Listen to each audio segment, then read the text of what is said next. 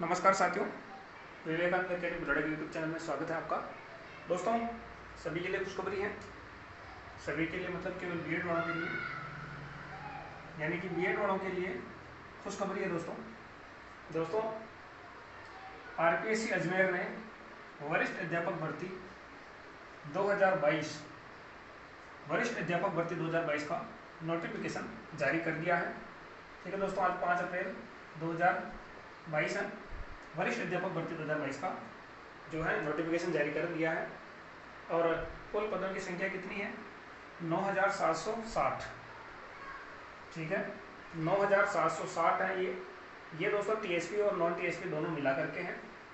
ठीक है, अभी मैंने अलग नहीं किया है। आगे जैसे धीरे धीरे हम आगे बढ़ते जाएंगे, आप लोगों को सारी जानकारी इसके बारे में बता दी जाएगी। तो सेकंड ग्रेड की वैकेंसी आ चुकी है दोस्तों बीएड वालों के लिए। सबसे बड़ी खुशखबरी ये है। इसके बाद अब कौन कौन से विषय के अंदर कौन कौन से पद, कितने पद आए हैं, वो भी हम बात करते हैं। तो दोस्तों, इस भर्ती के अंदर अगर हम बात करें तो सबसे ज़्यादा जो पद आए हैं वो संस्कृत के हैं। क्या है दोस्तों? सबसे ज़्यादा जो पद आए हैं वो संस्कृत सब्जेक्ट के सबसे ज़्यादा पद आपको देखने को मिलेंगे, देख सकते हैं दोस्तों। इसके बाद हम बात अगर करना चाहें तो आप लोगों को पता है, उसके बाद अंग्रेजी के दोस्तों 1668 पद आए हैं अंग्रेजी के। उसके बाद अगर हम बात करें तो सामाजिक के आए हैं इस बार। ठीक है, तो सामाजिक वालों की भी यहाँ पर, तो सबसे पहले तो संस्कृत वालों के लिए बहुत बड़ी खुशखबरी है, उसके बाद अंग्रेजी वालों के लिए और उसके बाद सामाजिक वालों के लिए।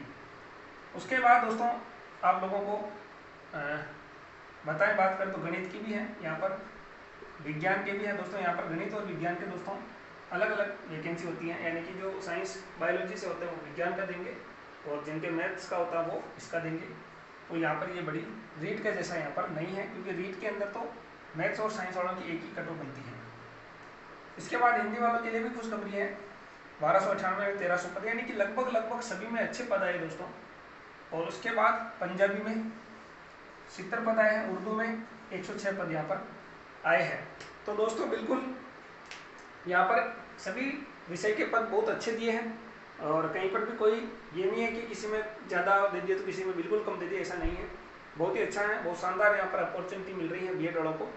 और अब बहुत सारे बच्चे बोल रहे हैं कि सर रीट की तैयारी करें सेकंड ग्रेड की। तो दोस्तों देखिए, अगर आपने बड़ा सपना देखा हुआ है और आपका फोकस बड़ी भर्ती के ऊपर है तो आप लोगों को बेशक सेकंड ग्रेड की तैयारी करनी चाहिए। रीट का सुझाव नहीं दूंगा, क्योंकि रीट का एग्जाम अभी जैसे जुलाई के अंदर तो रीट का एग्जाम होगा। उसके बाद वैसे भी दोस्तों सेकंड ग्रेड की तैयारी करने वालों को अलग से तैयारी करने की यहाँ पर ज़्यादा तैयारी नहीं, क्योंकि पहले आप लोगों ने तैयारी कर रखी है और आप लोग जो है सफलता के बिल्कुल करीब हैं। ये तो बदकिस्मत से रद्द हो गया था लेवल 2 का पेपर और सीबीआई जांच यहाँ पर नहीं हुई थी इसी वजह से। लेकिन अब कुछ नहीं, फिर भी आपके सामने बहुत शानदार अवसर यहाँ पर है, इस अवसर को हाथ से नहीं जाने दें। इसके साथ ही आगे अगर हम बात करना चाहें तो 9760 पदों पर बहुत सारी अच्छी जानकारी मैं आप लोगों को लेकर आ रहा हूँ। योग्यता की बात करें दोस्तों तो इसमें केवल और केवल बीएड वाले परीक्षा दे सकते हैं। किसी को अगर कन्फ्यूजन होता है कि सर क्या बीएसटीसी और ग्रेजुएशन वाले भी दे सकते हैं, तो दोस्तों बीएसटीसी और ग्रेजुएशन वाले इसमें परीक्षा नहीं दे सकते हैं, यानी बीएसटीसी तो यहाँ पर अलाउ भी नहीं है। ठीक है दोस्तों, यहाँ पर दोस्तों ऐसा मैंने इसलिए बोला कि कुछ लोग बीएसटीसी बीएड विवाद के अंदर भी बहुत सारे बोलते हैं ये चीज़ बीएड लेवल में शामिल हो जाएगी, तो ये चीज़ यहाँ पर आपको पता है बीएड वालों के साथ ये अपॉर्चुनिटी होती है। अभी बीएसटीसी वाले तो इस परीक्षा की तरफ देख भी नहीं सकते हैं। परीक्षा से पूर्व योग्यता, बहुत ही यहाँ पर दोस्तों शानदार लाइन लिखी है कि परीक्षा की तिथि जो भी आएगी उस तारीख तक अगर आपका परिणाम आएगा, किसका, चाहे वो बीएड का हो चाहे स्नातक का हो, तो स्नातक के बाद बीएड होती है तो बीएड का ही माना जाएगा।